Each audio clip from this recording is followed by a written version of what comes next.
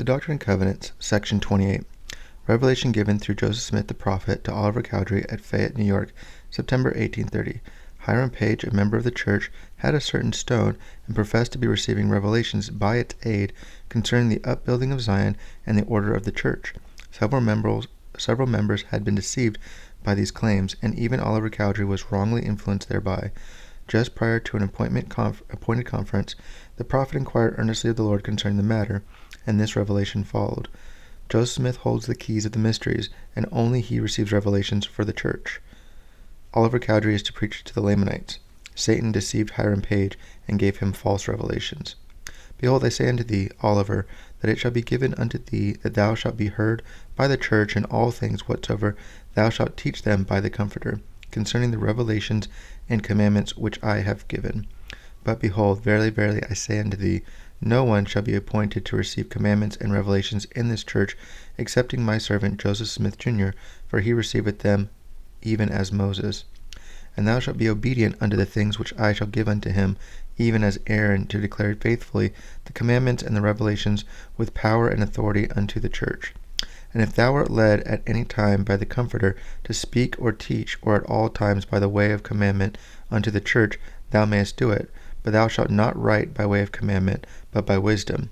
And thou shalt not command him who is at thy head, and at the head of the church. For I have given him the keys of the mysteries, and the revelations which are sealed, until I shall appoint unto them another in his stead.